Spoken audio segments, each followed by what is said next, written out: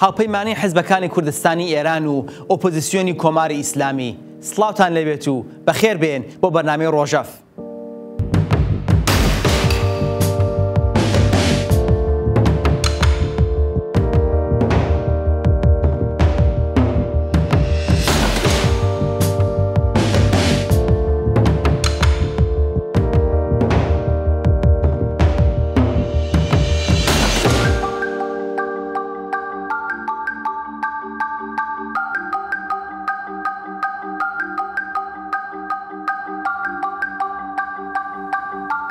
ساڵانێکی زۆرە حیزبەکانی کوردستانی ئێران و نەتەوەکانی تری ئێران لە چوارچێوەی هەوڵدان بۆ فدرالیزم و دەستەبەرکردنی مافەکانی نەتەوەکان هاوپەیمان ویان لانی کەم کۆڕ و کۆبوونەوەی هاوبەشیان هەیە. لە چەند ڕۆژی ڕابردوودا بە ئامادەبوونی 3 حیزب و لایەنی ئێرانی و 7 حیزبی نەتەوەکان و لەوانە 4 حیزبی کوردستانی کۆبوونەوەیەکی چەند ڕۆژە لە هانۆفری ئاڵمان یەکەم هاوپەیمانی حیزبەکانی کوردستان و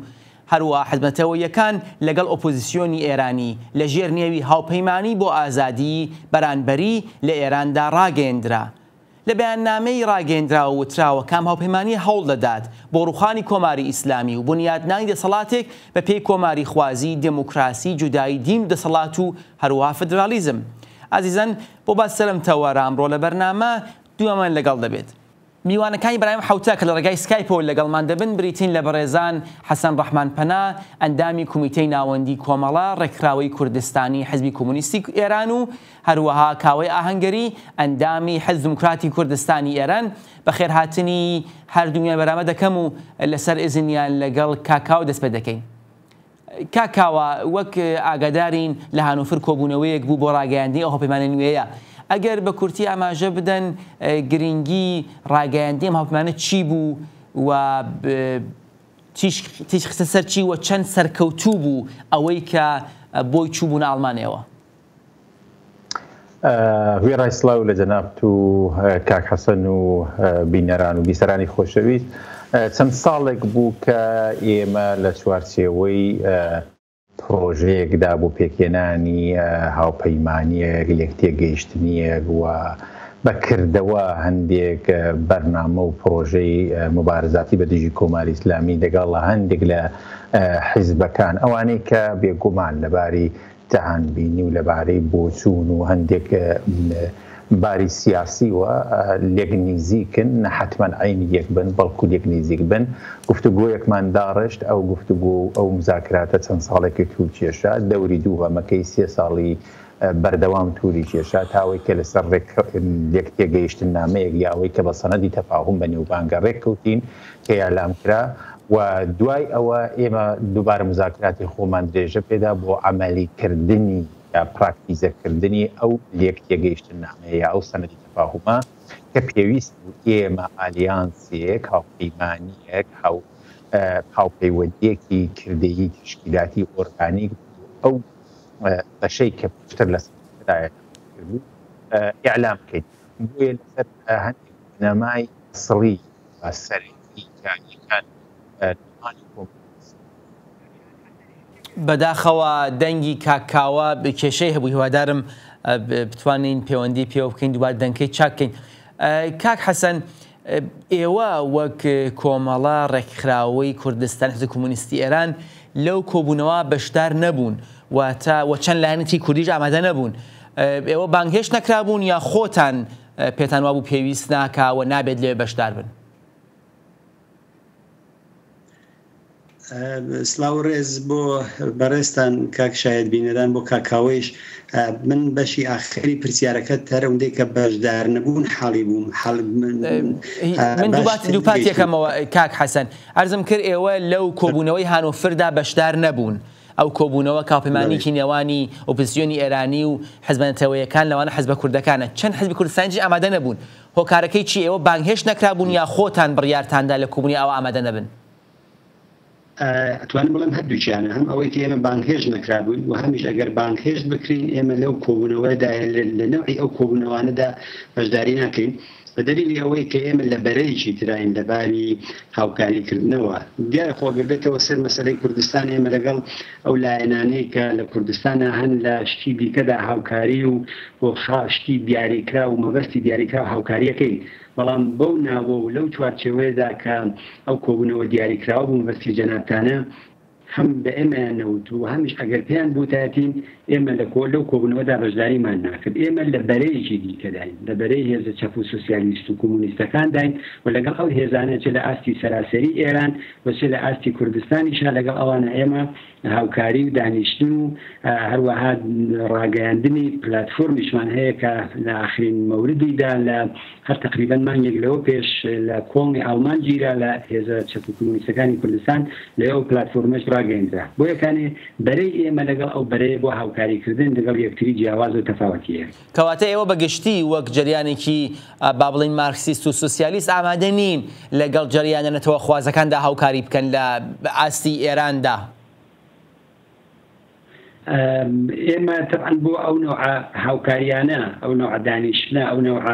کۆبوونەوانە بە تاکید ئێمە حاضر بە هاوکاری نین چون بەشێک لەوانە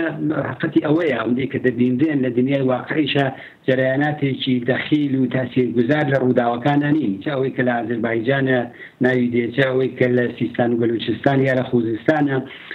ئەوە لایشی دیکەیشی ئێمە پێمان وایە کێشەی ناو کۆمەلگای ئێران فەراتر لە کێشەوەی نەتەوەکانە مەسەلەی دەسەڵاتی سیاسی ئێستا لە بەرابەر کەوتووە دەژێر پرسیارەوە لە هەموو ئێرانە نەتەنیا بۆ نەتەوەکان مەسەلەی خەباتی ژنان بۆ بە ئاستێکی جەماوەری لە هەموو ئێرانە مەترەحا مەسەلەی خەباتی کرێکاران بۆ گەیشتن بە داخوازەکانیان و لە ڕاستیدا ئەو خواست و متالبە ئابووریانەی کە ئێستا لەسەر لەوحەی هەموو جێرە و کێشەکان و داخوازەکانی ئەمڕۆکەی کۆمەلگای ئێراندایە ئەوە فەراتر لە داخوازی شەکە لە نەتەوەکانیانن طبعاً داخوازی نەتەوەیش بۆ خۆی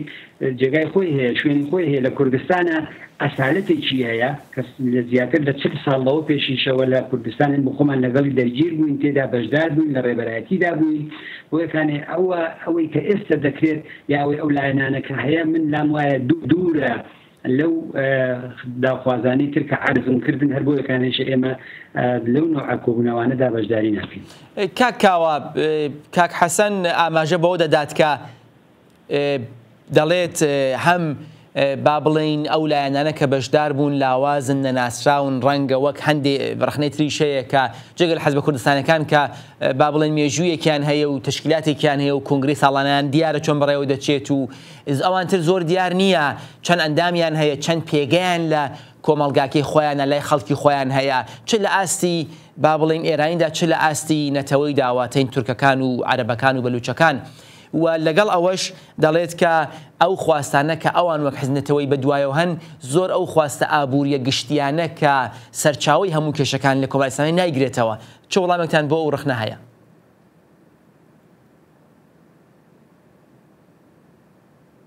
بەداخەو دەنگی کاکاو من نابیستم بەداخەو دەنگی کاکاو نابیستنی هیوادارم توان چارەسەری بکەن. کاک حەسەن ئاماژەت دا بەوە کە ئەو کێشانە هەموو بابەتەکان ناگرێتەوە بەڵام لە هەمان کاتدا ئەو ڕخنە هەیە لە حزبە چەپەکان کە ئەوانیش نایانتوانیوە ئەو جۆرەکە پێویستە گرفتە نەتەوایەتیەکان بناسن و بە جۆرێک نوێنەرایەتی بکەن واتە ئەگەر با بڵێن گوشارێک و زوڵمێک و ستەمێکی ئابووری هەیە لە ئێراندا ستەمێک لە ژنان هەیە کە کاتێکا بە ژنی کورد بە ئابووری کوردستان ئەمە دوو قات دەبێتەوە و ئێوە ئەوەتان زۆر لە بەرچاو نەگردووە.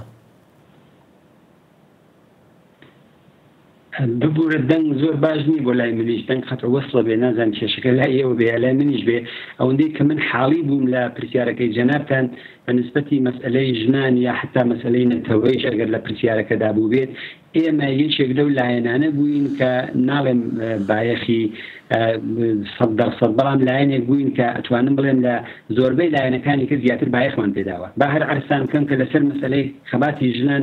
یەکەم لایەن بووین کە لە هەموو کوردستانەکانە لەو چەند ساڵی ڕابردوودا لە ساڵی 60 ئێمە یەکەم لایەن بوون کە ژنمان لە ئاستێکی جەماوەریدا هێنایە ناو خەباتی چەکداری و خەباتی پێشمەرگانە و لەو بوارەدا ئەوان خۆیان نیشانیاندا بە پێچوانەی و تەبلیغاتانەی کە دەکرا کە ژن ناتوانێت زەرفێتی نییە یا دەبێت لە پشتی جبهەکاندا بێ خزمەت کا یارمەتی بکەوانە هێنانی ژن بۆ سەرکردایەتی ناو حیزب و ڕێکخراوەکەمان بەرپرسایەتیان لە هەموو ئاستەکانی تەشکیلاتیدا بۆی لەو بابەتەوە من پێما پێستا ئەوانە کەممان کردووە و ئەوەی کە حەق بێ ئەوەی شایستە بێت بە ئەندازەی کافی بە مەسەلەی ژنان نەدراوە توانم بڵێم ئەوە ڕەخنەیەکەوە ئێمە هەموو جارێکەوەشمان دووپات کردێتەوە حەولیشمانەوەیەکە ئەو کەمبوودا بەرتەرەف بکەین بە نسبەتی مەسئلەی نەتەوایەتیشەوە تاو جێگایی کە مربوط بێت لەو جێگایی کە مەسئلەکە بووە لە کوردستانە خەبات بۆ مەسەلەی نەتەوایەتی بووە ئێمە لایەنێک نەبووین کە مەسەلەی نەتەوایەتی بگەشێنینەوە یا ئەگەر نەیج بووە مەسەلەن بە ناوی لایەنهایەکەوە کە لە سیستان و بەلوچستانە دەکرێت لایەنێکی ئاینیە کە ڕەنگوبووی مەذهبی پێدەن سەری بە شوێنهایەکی دیکەوە بەنە یا لە خوزستان یا لە جێگایکی دیکەیە لایەنهایەکە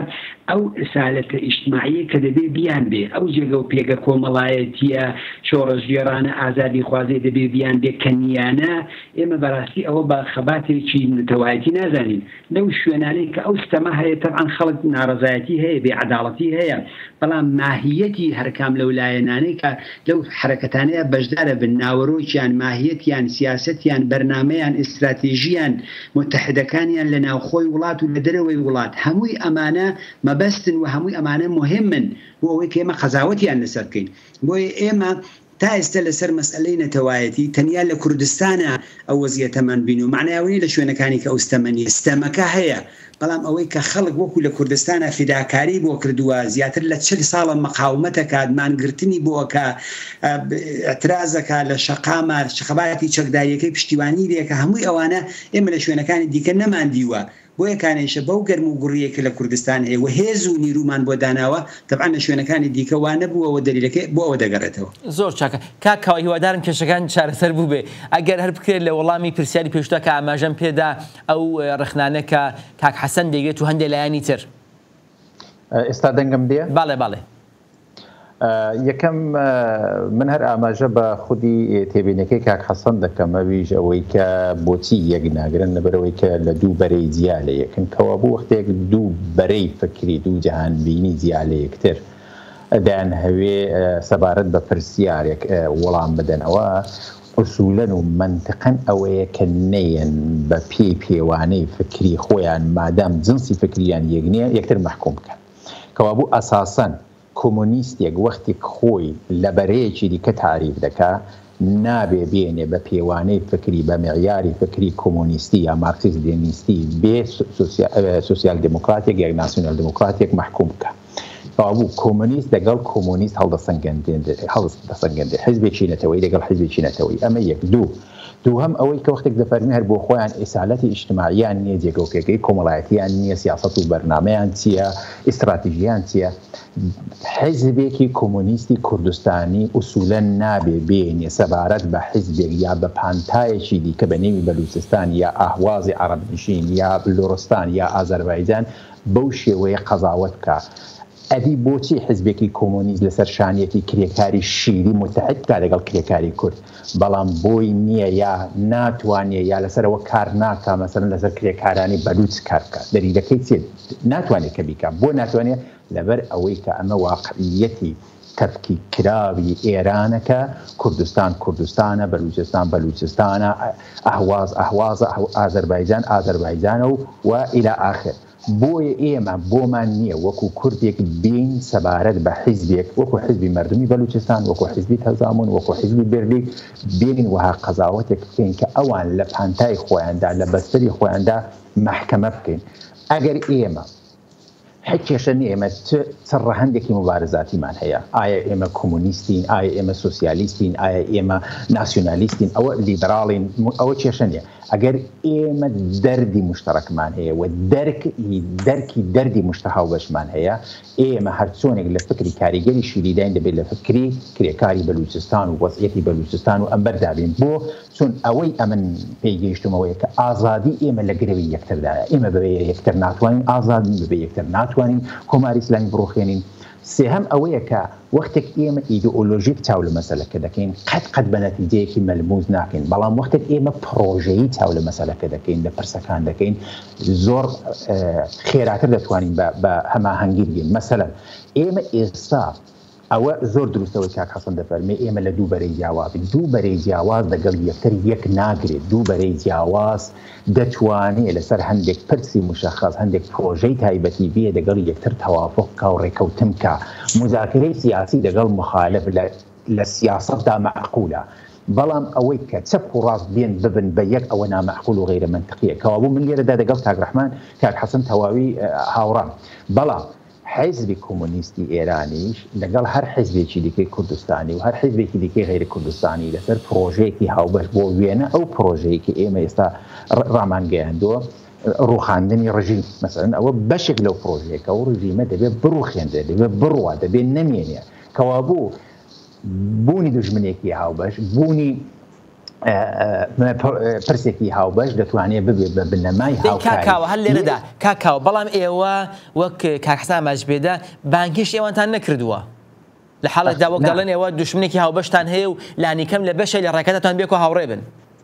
تاولەکە هەر بۆ ناوەندی هاوکاری هێزەکانی کوردستانی ئێرانیش بانگ کراون بەڵام ئەوان یعنی حیزبی کۆمۆنیستی ئێران ئەو ئوسولێ ئەو پابەندبوونەی بە ئوسولی خۆی کردوێتە بەربەستێک بۆ گەیشتن بە تەوافقێک وەختێک مەسەلەن لە پێش هەموو شتێک ئەگەر لە فەرمایشەکانی کاک حەسەنەوە دەست پێ بکەین لە پێش هەموو شتێکدا ئیعلامی مەوزوع دەفەرمێ کە ئێمە دەبەرەیەکی دیکەین و لەگەڵ ئەو بەرەیە کار ناکەین مثلا دعوتکردن و داوا نەکردن چ معنایەکی لێرە یا وەختێک مەسەلەکە ئەوەیە جا من دەمەوێت ئارسکەم بەنسبەت مەسەلەی کوردستانیش کە ئاماژەی پێ فەرموو کە ئەمە من قەت ئەوە قبوڵ ناکەم کە بێنم ئەو تێگەیشتنە ئەو پێگەیشتنەی حیزبی دموکرات کوردستانی ئێران حیزبی دموکرات بەڕێبەری پێشەوە قازی محەممەد کە زیاتر لە 70 ساڵەوە پێش ذهنیەتێکی تەشەکولگەرای هەبووە ذهنیەتێکی هەبوو کە ڕێک خراوی دروست کردو بۆ ژنان بێنم زەربی سیفر بکەم بیهێنمە 40 ساڵ دواترەوە ینی لە 70 چەند ساڵ دواترەوە 30 چەند ساڵی یەکەم کەمەوە نا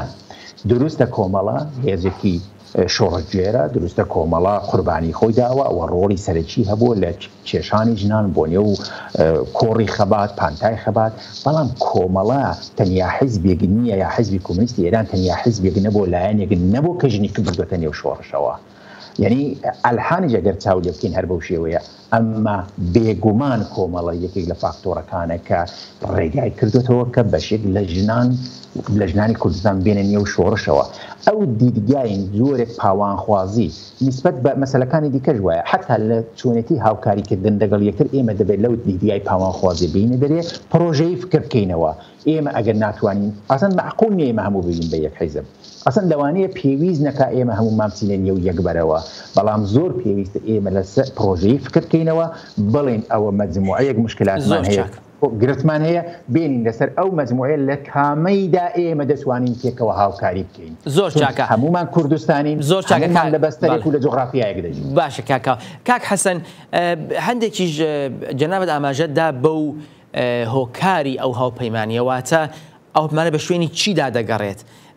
بەڕای ئێوە چەند ئەوپمانە ئالەم هەلومەرجەدا کەپمانی تریش ڕاگ دەگەیەندرێت لەلایەنەکانی ترەوە ئەوانەی کە بە سەڵتەنە تەڵەبەکان نزیکن کۆماری خوازەکان بە جیاواز لیگەرەکانی ئێرانی بە جیاواز ئەمە بە دوای چمە بەستێکۆیە و چەند دەتوانێت سەرکەوتوو بێت ئالەم هەلومەرجەی ئێستادا چون فدرالیزم و دموکراسی و کۆماری خوازی و ئەوەختە جیاکردنەوەی دین دەسەڵات هەموو ئامانجایەکی گونجاون بۆ ئەو مەبەستە و بۆ ئەو چوارچێوە جغرافیاییە لانیکەم لە ڕوانگەی نەتەوەخوازیەوە یا لە ڕوانگەی ئەو چەپەوە کە بڵین مەسەلەن فەداییان سازان فەدایان بە شوێن دەچێت بەڵام بەڕای ئێوە چەند ئەتوانێت سەرکەوتوو بێ و چاوەڕوانی چی یارمەتیە دەکات؟ من ئەگەر ئیجازە بدەیت یەک دوو نوکتە بڵێ ببوورە نازانم کێشەی دەنگەکەمان من قسەکانی کاکاوە ببڕ حاڵیە بووم قەتر وەسڵە بوو نازانم جەنابیشتان هەروە کێشەکەلای منەیە چییە یەک دووشت بڵم کە کاکاوە ئیژاری پێکرد ئەوەی کە دەفەرمێت ئێمە بۆمان نییە قەزاوت بکەین من دەڵێن با هەمومان بۆمانەیە قەزاوت بکەین و خەڵکی کوردستانیش دەبێت قەزاوت بکە واز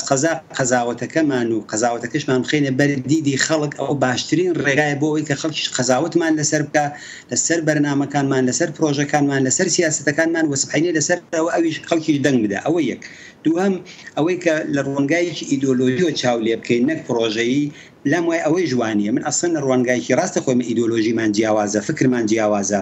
بەڵام کە هاتمەوە ئێوتم ئێمە لە کوردستانە لەگەڵ هەر ئەو لایەنانە بەیەکەوە هاوکاریمان کردووە مەگەر هەر چەند مانگ لەوە پێشتر بۆ مەسئلەی ئیعدامی ئەو سێلاوە و بردومانکردنی موشکبارانی مەقەڕەکانی حزبی دیموکراتەکان مەگەر بەیەکەوە هاوکاریمان نەکرد مەگەر ڕۆژێکمان ڕانەگەیان وەکو فەراخەن بۆ لەم لەسەر شتی عەمەلی پرۆژەیانی ئەوەی دیکە کە دەمێنێتەوە بە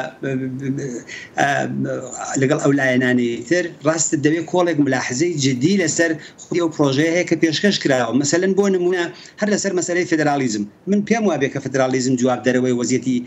کۆمەلگایکی وەکو ئێران نییە و پێشم وایە بۆ بەشێک لەو لایەنانە مەسەلەی فدرالیزم لە ڕوانگایەکی ناسیۆنالیزمی ئێرانیەوە تەرحەکرێ بۆچی بۆ ئەوەی کە بەری داخوازێکی ڕەوای کە ساڵهای ساڵە خەڵکی کوردستان خەباتی بۆ کردووە فداکاری کردووە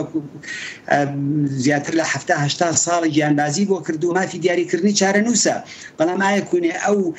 ناوەندەی کە ئێستاکانی حزبی دیموکرات و حزبی دیموکراتی کوردستان و ئەو دوولایەنەی دیکەی کە لەگەڵ ئەوان هاوکاریەکەن ئایەکوونێ حازرن هەر ئەو دۆستەکانیان یا هاوکە ئەو کەسانی کە لەگەڵ یانن پابنێن بە مافی دیاریکردنی چارەنووس بۆ خەڵکی کوردستانە پابنێن بەوەی کە خەڵکی کوردستانە گەر سبحەینە ویستی جیابێتەوە ئایەکوونێ ئەوە بە ڕسمیەت دەناسن بە باوەڕی من نا بۆ یەکانی ئەوانە هەمووی پرۆژەیەکی سیاسیە ئەس قەزا شتەکە لەو ڕوانگە ئیدۆلۆژیەکەی بە جێگای خۆی دابنین لەسەر ئەوەیە لەسەر محدود و دۆستەکانمانە بەشێک لەم پرۆژەیە بە باوەڕی من بۆ ئەوەیە کە مەسەلەن ئایەکوونێ ئەمریکا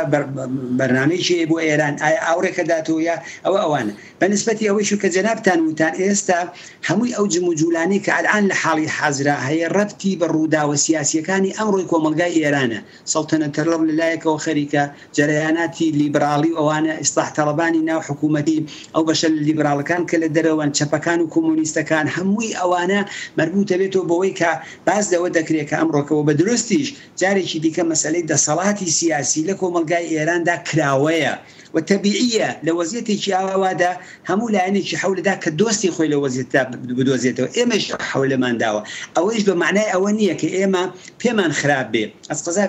مەسەلەن لایەنهایەکی سیاسی دیکە کە لە یەک نزیکن ئەس قەزا پێمان باشە کە ئەو نزیکایەتیە ببێ لە پێناوی ڕووخاندنی جمهوری ئیسلامیە ممکنە شێوەی ڕووخاندنەکەمان فەرقی بێ ئەوان دەڵێن ڕووخاندن ئێمە دەڵێن ڕووخاندنی شۆڕەژگێڕانەی کۆماری ئیسلامی کە مەبەستی ئێمە ئەوەی بەهێزی دەرەکی نەبێ بەهێزی ناوخۆیی بێ و ئێمە لایەنێک نین کە مخالفتمان ببێ نەقدمان هەیە ڕەخنەمان هەیە بەڵام نەقد و ڕەخنە لەگەڵ ئەوەی کە قەزاوت نەکەین ئەوە دوشتی کاملە جیاوازە ئێوەش هەرێستا زۆر چاکە حەسەن داوای لێبوردنەکەم کاکاوە لە قسەکانی کاکڕەزا کەعەبیە لەوانەیە کە من ئاگام لێ بوو با بڵێن بڵاو کراوەتەوە ئاماژە بەوە درابوو کە بە هیچ شێوازێ ئەوان لەگەڵ هێرشی بیانی نین بۆ ڕووخانی کۆماری ئیسلامی بەگشتی ئەودا حزب و جەریانێک کۆبوونەتەوە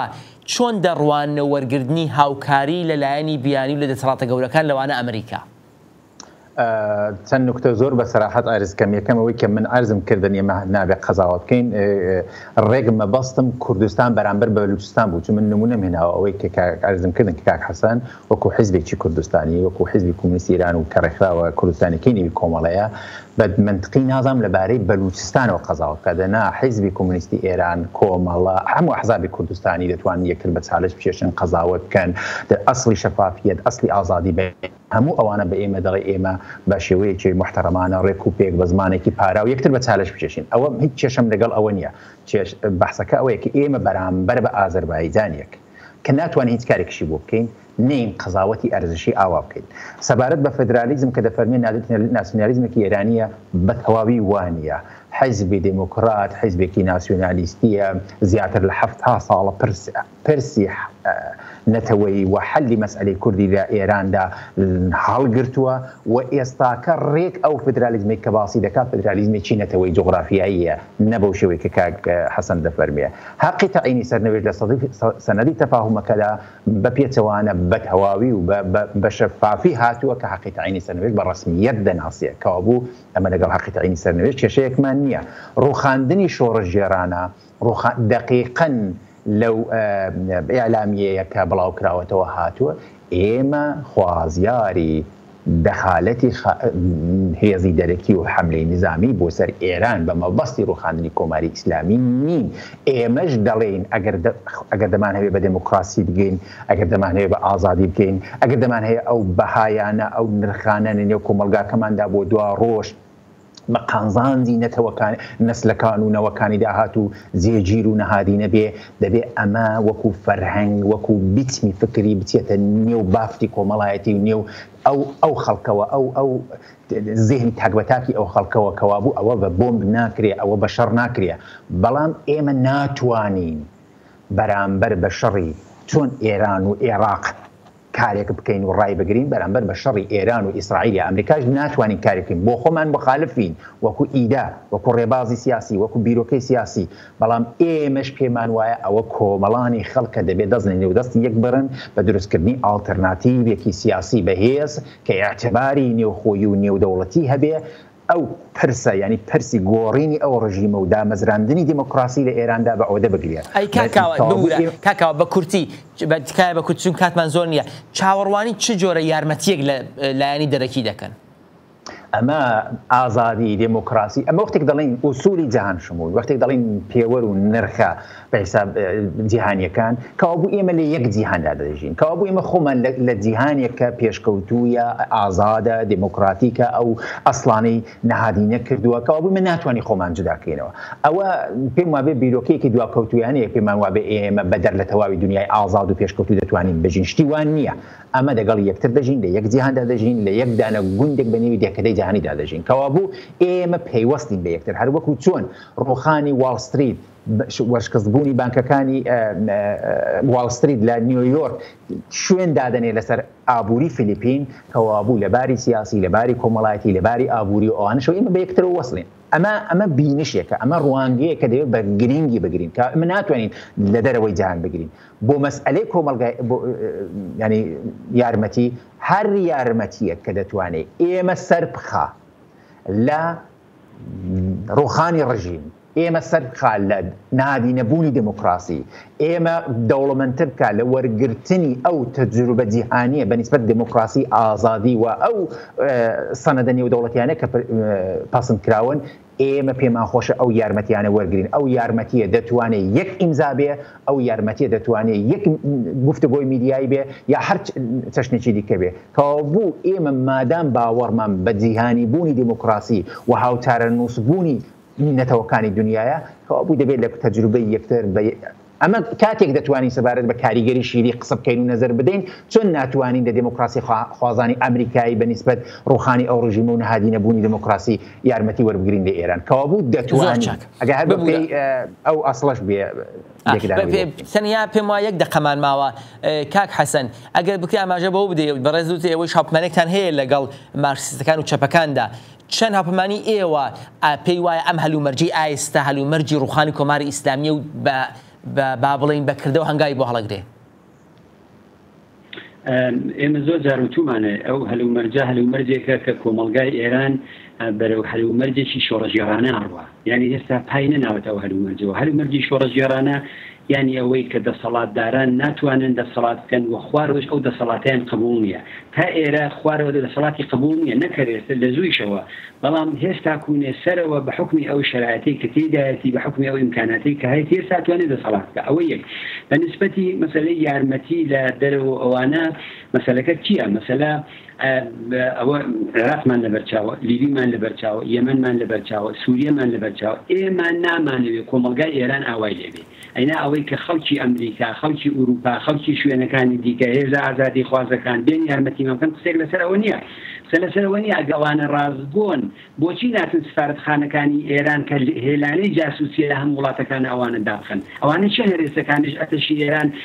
مجاهزەکەن و ئیمکانات و ئەسلحە و هەموو شتێکیان لە اختیار نەدەن ئەو ئیمکاناتی موشکیانەی کە